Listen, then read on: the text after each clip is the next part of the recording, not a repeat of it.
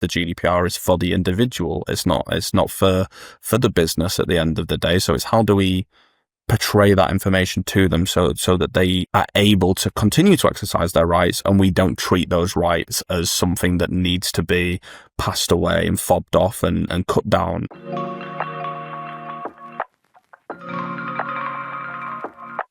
Welcome to the Digital Customer Communications Podcast, where we explore how regulated companies engage, retain, and protect customers at scale. Today, we're looking at how organizations can turn data protection into a driver of customers' trust and better experiences. Data protection people are specialists in privacy, data governance, and regulatory compliance. They work with organizations across financial services and beyond to embed data protection into everyday operations. We've got Catarina and Caine with us today, data protection consultants from Data Protection People. Hi, guys. Hi, how are you doing? Very good, very good. Thank you for your time today. So can you start by giving us a bit of an introduction to both of you? I don't know who wants to start. Your roles and how you became the fun data protection people at the party. Fun is definitely maybe the word. Some people might not describe it as that. I have a little bit of an interesting segue into data protection, but my name's Glancy. I'm a data protection consultant, and I also head our support as Caine, data protection people. I've been in data protection for about 3.5 years now. Prior to DPP, I was actually playing a professional rugby league. So Wow. It was a very unexpected career pivot for me. But I started at DPP as a legal apprentice and slowly worked myself up in the team that I was in, learning and loving data protection until I took the role of consultancy and then eventually support desk manager as well. So a very interesting career path for me. Yeah, I can't imagine there's many routes from rugby into data protection. If you like bricklaying, it's not a common one, is it? No, not at all. Well, mine was actually not that exciting as Caine's, but I am a data protection consultant, a data protection people as well, and I'm the head of consultancy here. Actually, before this, I was a trainee lawyer back home, Portugal. I was working in immigration and employment law. It was actually interesting work, but I decided I wanted something more challenged that looked more to the future. And this actually happened after COVID. So obviously with COVID, I think we all understood how data was so relevant, and I really wanted to understand more how our data was being handled.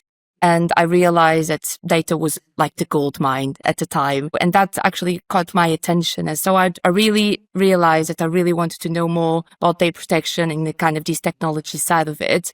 So I decided to do a master's, more focus in data protection, and then applied for this role. So I joined DPP for 2.5 years now. I was part of the support desk. That's Caine's. He's the manager now. And then I just delved into the consultancy side as a junior and now as a senior consultant here. It's really sort of part of our everyday, the fabric of our reality now, data, and lots more people working in different types of jobs around data today. And when I say that you're the fun people talking about data protection at the party, I'm being slightly sarcastic, but you guys do have that kind of vibe to your podcasts and the way that you put your brand out there. You know, you seem like a very, very young, friendly brand, when usually data protection is seen as quite a, and compliance generally seen as quite a buttoned up thing, right? It really is. And our goal is, and it always has been as a business, I suppose, our ethos is to make data protection easy. And I think, considering me and Kay are probably quite young in the realms of a lot of people that we're speaking to, our goal is to really make it something that is engageable, because it isn't. And the podcast was a great way in making something that could be engageable for a topic that can be quite boring for most. And I think you either learn to love it or you learn to put up with it, and either or we're there for either of those kind of people. But obviously that's the approach that we want to take going forward, and we love that we have the opportunity to do that as well. It definitely comes across like that. I think, when we talk about making it engageable, there's sort of two camps. You're dealing directly with businesses, but you're also dealing with them to enable them to make data protection easy for their customers, to make it customer friendly, because ultimately that's what these businesses want, right? They want to be compliant, they want to look after people's data, but they also want to deal with their customers in an easy and frictionless way and not frustrate customers, etc. So you guys talk a lot about that kind of consumer angle as well, making it customer friendly data protection. So when we talk about that, what themes come to mind? What topics are relevant to that to you? I mean, making data protection customer friendly is always, I think it's kind of the first goalpost almost. I think the important thing that I like to stress to a lot of businesses is it's not always super easy to be compliant. And in reality, a lot of businesses aren't compliant. The deeper you look into these things, the more you scrutinize, the more you delve deep, the more you realize that no business is perfect when it comes to data protection. But when we look at it from a customer perspective, we really need to encourage clear-cut communication that is there to support the data subjects. What we need to understand is the UK GDPR has arisen to protect the individual. It's not really there to protect the business. It's there to protect the individual. And I think a lot of businesses take this almost like tongue-in-cheek approach to data protection, where it's like, okay, this is just someone using data protection to get or to achieve a certain goal. But it's about how to explain data protection to them in a way that, one, they understand what they see is what they get, and two, that they're not afraid to actually be someone to go to. And the fact that they are coming to you isn't a breakdown of trust or because they want to complain, but it's because they want you to take it seriously. And if you can show that you do that from a reputational perspective, that your customers, I think, are going to be a lot happier. I think that's a very general statement, but I think it does go a long way in that relationship. I agree. I would say to kind of complement what Caine was mentioning, I think is trying to take the legal complexity out of the customer's way, because that is our organization point of view, or the protection office, or anyone that is leading with this the legal jargons and the legal world is our job to do it. And I think on a customer perspective is make it easy as possible, because I have seen in my experience as a data protection consultant, I'm sure that Ken will agree with me on this, privacy notices, they are hundreds and hundreds of pages, completely out of scope and outside of the actually what is easy and what actually matters from the customer perspective is something that is something that is outside in the world, and such a thing that happens so often.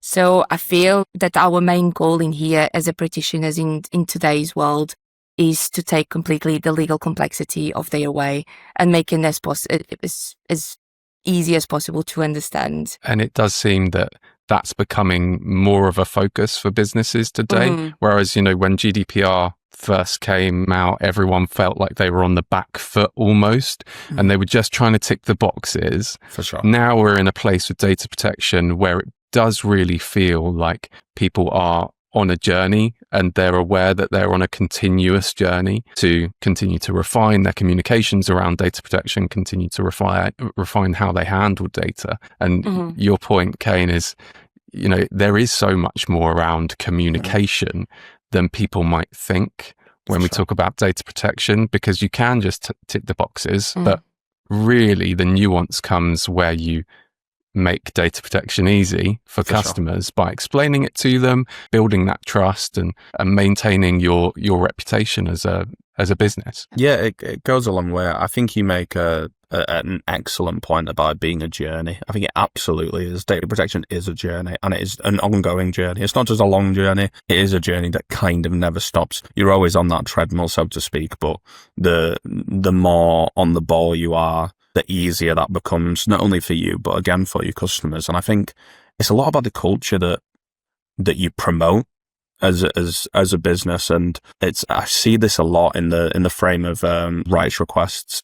A lot of businesses will be receiving rights requests more now than ever, with how popular AI has become a very common theme to receive very cut and pasty kind of requests now. And I know a lot of businesses take the approach of disdain towards these, and I understand that to an extent. People will use them, not always for the right reasons, but there's always a heart behind the request, and it's important to understand what that heart is. We work predominantly a lot with housing associations, and that's one of our biggest clientele, and we know that a lot of their rights requests can arise from things like complaints queries, or they're upset that their kitchen isn't being repaired quick enough, damp and mold, all the standard kind of stuff. And it's not, okay, here's another SAR. Let's look at how we can turn this SAR into a positive. We notice we've got 30 SARs this year about the same issue.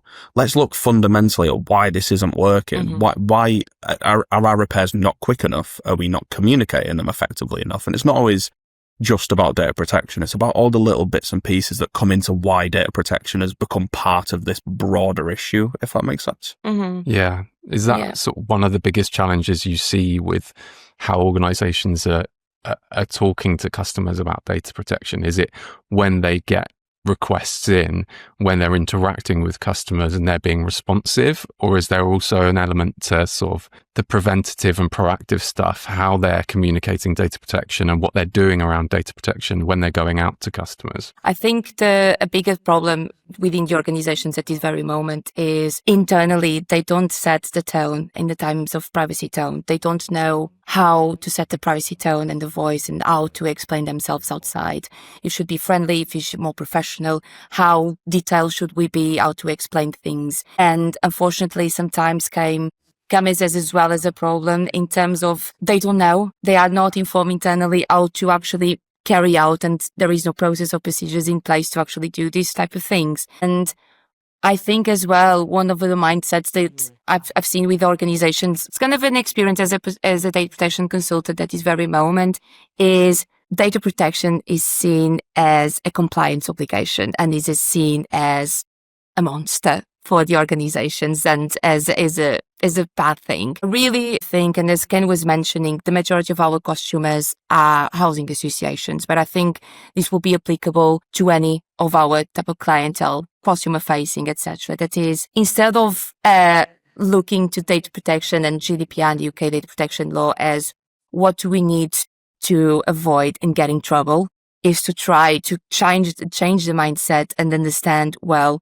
what do you need to make our customer happy? Because I see GDPR as a good part of the kind of a customer experience, because it is, in the end of the day. I think with the cases that actually Caine was mentioning with the repairs and molds and all these data subject access requests and problems and complaints, normally comes to a data protection problem and challenge while the data subjects and the users and the clients are not satisfied with the response that they had in the first instance. And that's why normally that escalates for a data protection problem in this instance. And I think if we change the mindset, if the organization change the mindset and they understand that data protection is actually one of the things that is part of the customer experience and it can make the customer happy, I think he's already 50 of the problems already gone. There are kind of two things that spring to my mind in terms of like how data protection can flow through to positive customer experiences. One is kind of with the data side itself. If you're managing data in a way that's keeping up with compliance, you often have your data ready to do other things with it. If you're just sticking a blanket notice in front of consumers, do you want to give us all your data, for example, that wouldn't be compliant. But as an example, rather than having micro permissions in your app that are raised at relevant contexts. Sure. That's a much better customer experience in terms of, data and innovation. And then you've got the other side where it's just the communication side, branding and being a more trusted brand because you're actually giving people upfront communication about, okay, we handle your data like this. This is what we do with your data. This is how long we store it, without being overwhelming. And there's so much nuance to that. Yeah. It's really difficult to get it right. But if you do, you're, especially in regulated industries, you can be miles ahead of your competition. And that really makes you stand out as a trusted provider of, services or goods. 100%, especially if you act as like a processor in the main. So if you guys are like software as services and stuff like that, and you're predominantly a processor, like data protection people are for the services that we provide, the way that you go about communicating, not just with consumers, but with the controller and the customers is imperative and is a deal breaker in certain tenders. And I've seen that firsthand with experience that I've had with going out to processors, performing elements of reviews and due diligence on them. And I can understand really from a glance tonally how they take data protection just from, and Kate will see this all the time. You take a glance, you look at their privacy notice. And again, is it the sort of, we're going to collect all of your data kind of thing? You have these rights, but here they are. I'm not really going to explain them. They're there, but I'm not really going to go much further with that, as opposed to a company. As soon as I go on, I know that they're very clearly explaining to me how they use cookies, what cookies I can control. I go on, there's a privacy notice that pops up straight away, or it's very easy to find. I think a lot of it is about accessibility. And you see it a lot I really like brands that promote accessibility first. So whether it's stuff when it pops up straight away and we get the privacy notice straight away, I think that is great. I think you've got to put these things to first. People aren't going to seek them out.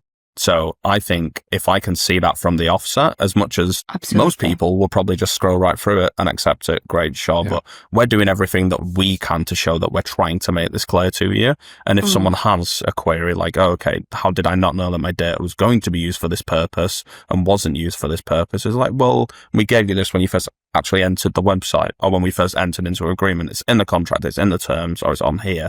And it's all about having that evidence basically to back your decisions that you're making as a business. I would just like to raise a point, because just to kind of add to what is being said, from what I've seen is or over explanatory, the privacy notice or handler. But when we use over, normally the privacy notices are kind of made to impress the ICO or any other supervisory authority.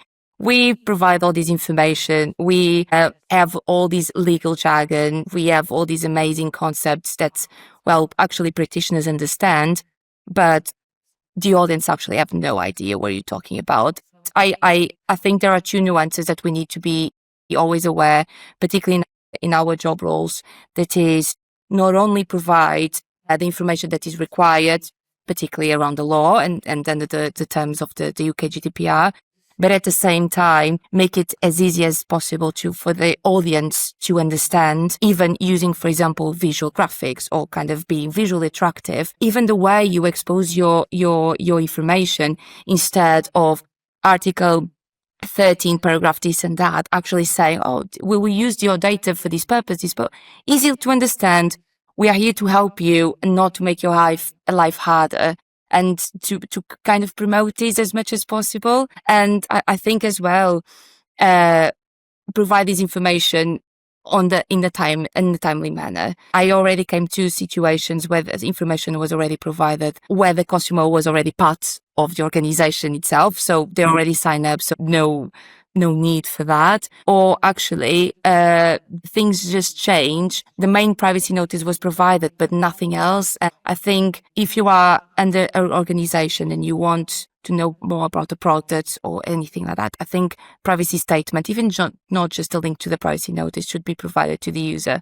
I think that's very, very important. Yeah, and I think we are seeing more of that, or at least we deal with a lot of financial providers, large financial providers, starting to become almost normal post-consumer duty, with the requirement to actually show consumer understanding of your communications. So actually do testing.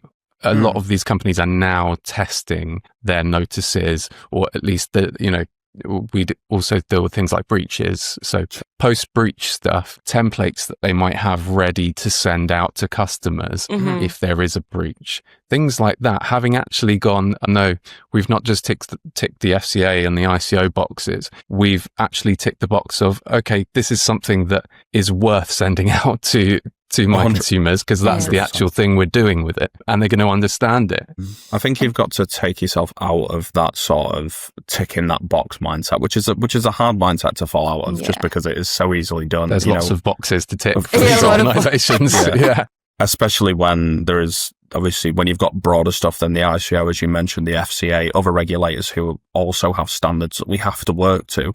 You've got a real mixed pot, and it's a little bit difficult to deal with. And that, I don't really blame people that want to treat things as a tick box sometimes, because I appreciate how burdensome the requirements can be sometimes. I think it comes to how prepared you are to deal with these kind of things. I think the breach example is a really good example of that. You know, we might not get a lot of breaches as a business, but what we do need to understand is that when we get one, that we have every little bit of detail ready to go as soon as possible. We have the notification letters to the data subjects concerned. We have a form that's ready to go to the ICO as we need it. We have a register where we're logging all these things. So there's no doubt that we're doing everything we need to do.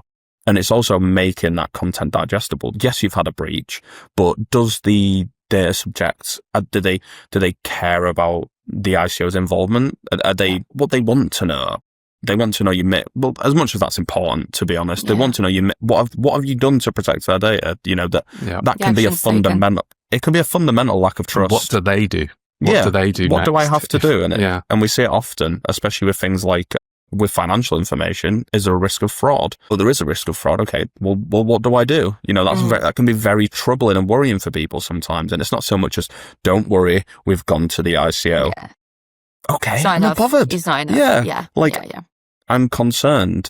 And this is where the trust breaks down from it. Yes, we've gone to the ICO. We've met that regulatory requirement. We've reported it. Great. We're letting you know, we're also letting you know that this is out of control. This is how we've controlled the situation. This is what we think you need to do. And we're going to keep you updated. And we're going to keep you updated until we've made a solution and you can feel satisfied in the services that we're offering again. I think we're very fast to look past the personal data breach. You know, it's done, it's happened, we've reported it and it's out of mind. But we've got to treat it as a lesson going forward and a continuous thing. Yeah, and a way of sort of building the relationship. There are ways that I think we've seen in the past year or so with endless amounts of breaches, that brands have looked to strengthen the relationship with their customers, use it as an opportunity rather than an I'm sorry moment. Obviously, you have to do the I'm sorry. You know, there's always an element of responsibility there, but I think people do understand. And if you explain to them the situation, they understand a lot more than if you are just going, okay, we have to do this. We have to do this at 24 hours. We have to do this at 48 hours. Where's the template? Send it out. Comms team's not going to look at it over at all. Just get it out there. Yeah. You know, they're different cultures. I appreciate that. Is exactly that, Sam. I think is a cultural thing. All the scenario that you just described just seems to me and feels to me is like a ticking box again. Okay, I sent a template. I reported to the ICO. I send an email to the data subject or the user. Completed then. Next. And it shouldn't be like that. I feel potentially with data breaches. I'm not, obviously is depending on the nature of the organization. Sometimes it's very hard to do what I'm about to say, but I feel that people should be more involved. We are talking about data. We are talking about literally a product because the data, the users themselves, we are products for everything, I think. And we need to be care of. And I think when the data breach comes, it's very easy to say, done, next. And it shouldn't be like this. And it's actually something that we tried to definitely to make it more informal, but more person to person kind of involvement. Yeah. Because if not, we can be easily replaced by a ChatGPT kind of thing. All of our biggest fears at the moment. I think what Caine said is right though. It's like, it's easier said than done, of course. And ultimately it doesn't come down to I'm the DPO at a business and I'm not doing what I can do, or I don't know that I should be doing all these things. I don't want to be doing all of these things. It's I don't have the resource to be doing all these things. So it's really about investment. To come back to my earlier point on sort of being on the back foot with GDPR and stuff, there is a sense in which, just like with, you know, legacy tech and with compliance, if you're on the back foot, you get behind, it takes much more investment to get just up to, you know, current standards, let alone ahead again. So if you've always had that culture of being ahead of compliance, which a lot of financial providers do, there are many that just do a lot of box ticking, don't get me wrong, but, you know, generally it's quite a good industry because you've got the FCA in there as well to regulate. There's a sense in which if you fall behind, you just can't fall behind. You have to be ahead. But that is not an easy thing. It is a cultural thing. It's not, just ask for more money. So I guess my question, I could ask you, you know, how do you keep up with data protection? But really, I guess the question is, how do you have a culture and what do you guys see in cultures that keep up with data protection? Well, I think on that one, you are making a point that I think is very relevant. I think it's very hard sometimes to keep up to date, particularly now that there are so many changes going on and so quickly. We have AI coming through, we have the DUE Act, we have the Online Safety Act, we have so many things coming through.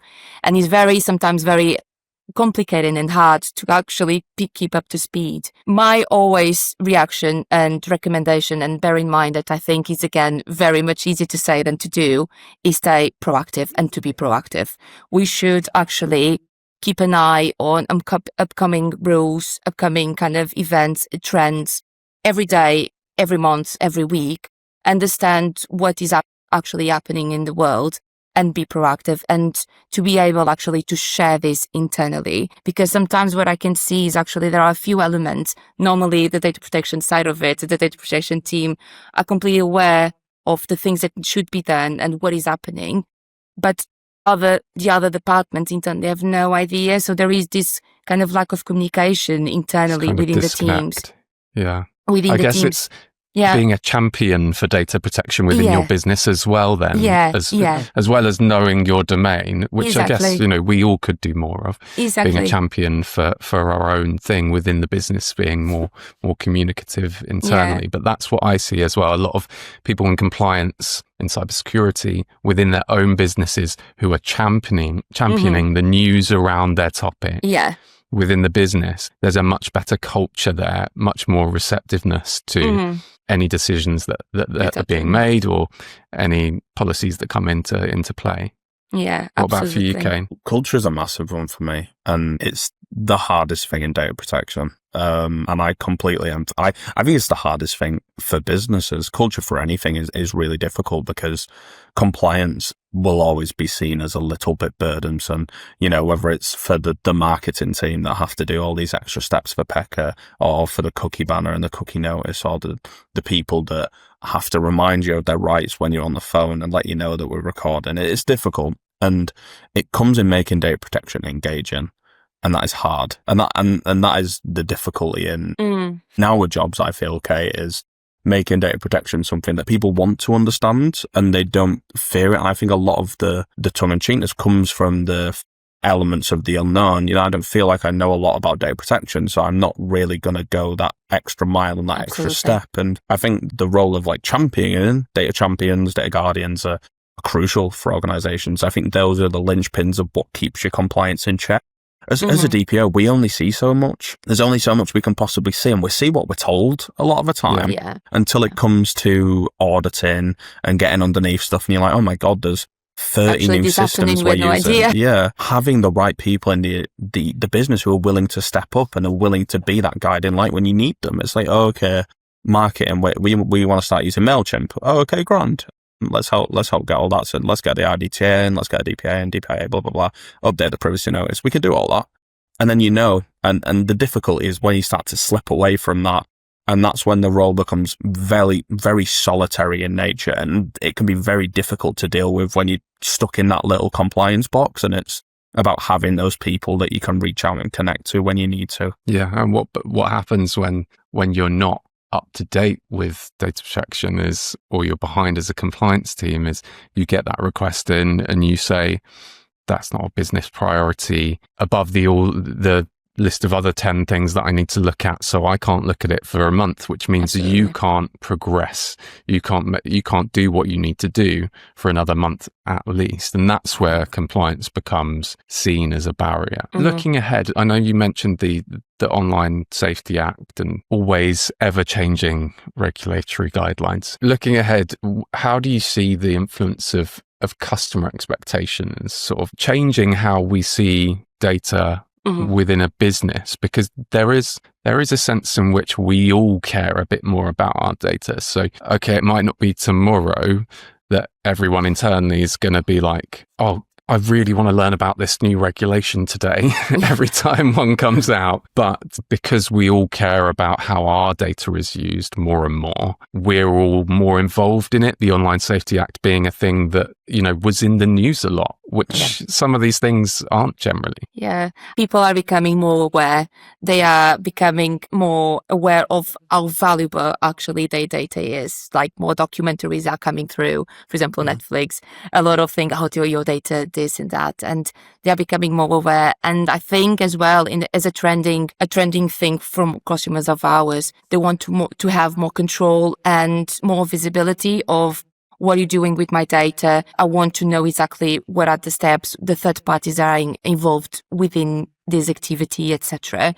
So I think they are expecting from organizations to be more accountable from the risks that obviously they will be involved with this processing activity. And I think as well, at the same time, the organizations should be aware of this kind of situation. A very easy thing to do, I would say, that is very linked to the upcoming news and legislations, etc., is to make like the information and the updated information kind of split by sections by being easier to update once there are new updates, instead of, for example, all the information once possible, or every single time that there is a new product, make it visually attractive but let the people know and make people know that you are there to support them and to provide the transparency and the service, and you are here to help them, not to hide. It's not a mystery. It's nothing to be scared of, but actually are here to support you, and this is what we'll do. Even, for example, FAQs actually could be very helpful, short kind of things, but again, be proactive and make it as simple as possible. That's really good practical advice. Yeah, I was going to say, Caine, do you have any sort of more practical advice for businesses on making data protection easy? Yeah, I mean,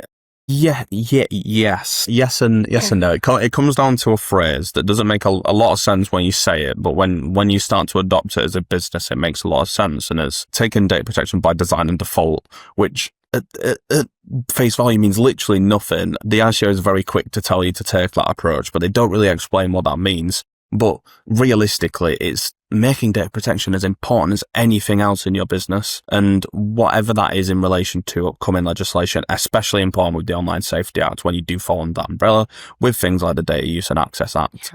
It's about always taking this privacy approach first, whether that's having the right elements of control on your website or on your portal so people can change their privacy as what suits them, whether it's updating customers about actual legislation updates. I think that's really important. I think legislative updates internally are great, but what about your customers as well? If something's changed, is that going to impact them in any way? Of course, that's the data that we're processing. They are the data subjects. So I think people take this approach of business first, business first, business first. This is the business's data now that we hold it in this realm. And it's not, we still need to make sure that we're upholding the exact same rights as we would as the UK GDPR wants us to, because as I say, the goal of the GDPR is for the individual. It's not for the business at the end of the day. So it's how do we portray that information to them so that they are able to continue to exercise their rights, and we don't treat those rights as something that needs to be passed away and fobbed off and cut down. I hear a lot, we're getting so many SARS. How do we stop getting SARS? It's not about stopping getting SARS. What are you doing wrong? Yeah, you probably, and this isn't always going to be the case, but you might not be doing something right if you're getting this many requests. And that could be systematically, maybe they go on your website and they don't feel it's very secure. There's no cookie banner. The privacy notice is a little bit all over the place. We can't see anything else in relation to where their data is going on a lawful basis, and they might feel a little bit stuck. Now, that's not always the case. People will always use SARS for motives, but there is a heart behind that, and we have to take that essence of it seriously. So it's taking away why people are coming to you with data protection concerns and treating that seriously as a broader perspective. And I think that's what hopefully I try to push forward onto all of my customers, is to take them as little wins and put them together and use them for analysis. If that's what it takes, it will make the business better. So it's not just making data protection better, you're making your business better and you're making it more customer friendly. Yeah, absolutely. Yeah.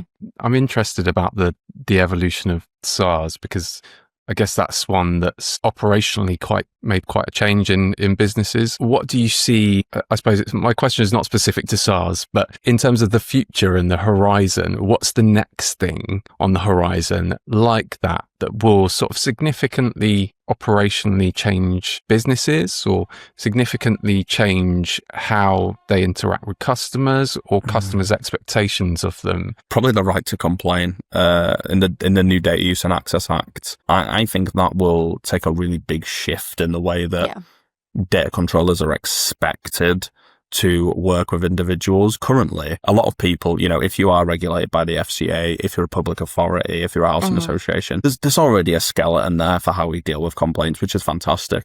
Now with the right to complain, it puts a real serious onus on controllers to take that bigger picture approach, as I was mentioning, is look at why they're complaining. And it's not always, I'm complaining because my tap isn't broken. It's, I'm complaining because there's an international transfer here that you clearly haven't accounted for on your website. I want to see that you're transferring my data legally. And it's like, oh, okay, now we can work on that. We can look at that as a bigger picture. And all in all, working with customers like this could help improve compliance efforts for your business dramatically, I think. And to me, that's probably going to be the biggest thing. That, and of course, the Online Safety Act is bound to be super prevalent for people for taking that data protection by design and default approach, which is what the sort of standard per se is. I know there's not much of an actual standard per se, but that is the standard that people expect. And I'm interested, Kate, how fast have you seen businesses responding to something like the Online Safety Act versus, GDPR? We're talking, is it 10 years ago or something? Must be about that. Yeah. I mean, the organizations are actually reacting potentially for the Online Safety Act. I think, to be honest, I already kind of followed some cases that actually happening within the news that they are reacting because they are being contacted by the supervisor authorities to actually react.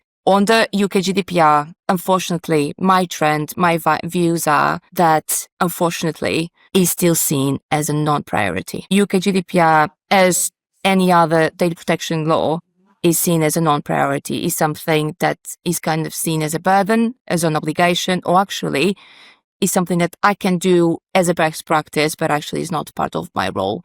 And is trying something that we are trying to kind of change in type of mindset, because it's a piece of legislation as so many others. The same thing goes for Online Safety Act. I think in particular around that piece of legislation itself, I think unfortunately lacks a little bit of more detail. I think is too broad. I think is too wide. I think can be applicable to so many things, or actually applicable to nothing, if you know what I mean, is obviously based, and I do appreciate the effort, and I do appreciate actually what the legislation tried to do, that is made these organizations that they burden so many risks to be able to be accountable, was Caine was mentioning, by privacy by design and by default, to make sure that before anything happens, actually we have everything implemented, particularly the risk assessment. You made these available to the necessary entities and actually coming back to you, and everything is good to go. So make their organizations accountable. Unfortunately, I am not sure how I feel in terms of outcomes about the implementation of this law. Is something that I must confess that I still have my reservations. So I'm actually very keen to see, in terms of if future-wise, in a couple of years, hopefully we'll be here again, the three of us, and I'll be able to tell you these were the case studies that we are talking about, and this is actually my reaction. Yeah, how it's sort of practically evolved. Yeah, it's a difficult one, and I think it is. To wrap up, it's so easy for us. My bread and butter is cyber security and privacy, right? So same as you guys. So it's so easy for us to say, I'll just make it part of your business when it is part of our businesses. And it is that thing where you're constantly walking the line, just like DPOs internally have to, where they are sort of trying to be a champion, trying to be proactive, but also being aware of everyone else's everyday priorities, which you always have to be in a business. And it is going to be a gradual thing as customer expectations evolve as well. 100%. We care more about our data. It's going to get, let's be honest, messy. Over the next 10 years or so, there's going to be so much data of ours out and about that we're going to need much better ways of managing permissions, consent, privacy by design, where that data is stored, where the way it's not, it can't be centralized, et cetera, all these big questions around everything from smart data to digital ID. But I think as an organization, it's very clear from where we three stand that you can see quite quickly in a business whether they're taking the right or trying to take the right approach for their customers or not. And that's what it's about for me. That's what it fundamentally, I think, is about for most of the regulators as well. Would you agree? Yeah, I mean, absolutely. Yeah. As we see things evolve, I think you make a great point about slowly watching. As important as compliance are, slowly watching it change. It's not that overnight fix. It never will be. Rome wasn't built in a day. Data protection is never going to be built in a day. It's really, really hard. And I emphasize with anybody that feels like they're struggling in that sort of compliance regard, because it's so difficult when you feel like the business doesn't reciprocate, and it's hard to help them reciprocate. And, it is very easy for us all to stand there and go, you just need to do this, do that. Jobs are good and crack on. We'll see you next week for the next one. It's hard. It's not that easy, whether it's pushback from CCOs, from higher ups, or maybe higher ups are super on board, but the employees on the ground just don't really want to. It's a very common thing. And it's not always about, I can't make everybody in the business listen. That's probably never going to happen.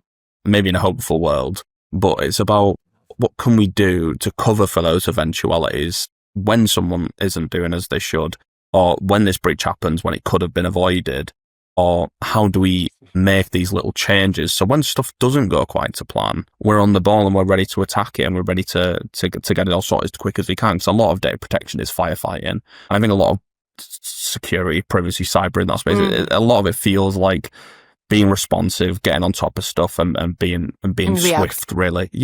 Reacting. I think that's probably the best way to say it. I guess it's also about it's about a blend of being very positive and very realistic. Sure. And trying to maintain your positivity. Which is the difficulty. Difficult on the ground. Yeah.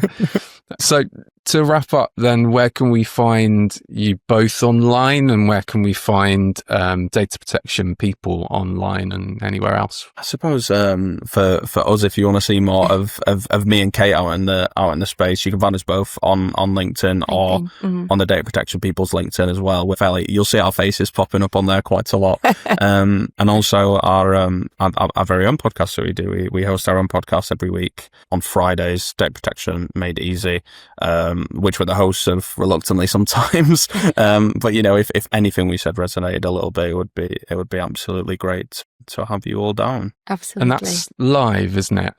So live on run them platform? Live on Fridays. Run them on Teams usually. So we get usually people to express interest, so you can express interest to it. You can get an invite, or we have it on most streaming platforms, Spotify, Apple Music, that will come up a couple of days later usually. Great. Yeah. We'll pop a link in the description and on the article accompanying this when it gets edited and released sometime beginning of December. I think it will be a couple of weeks' time. It's been an absolute pleasure to have you both today. Thank you so much. Thank you so much for having us. Yeah.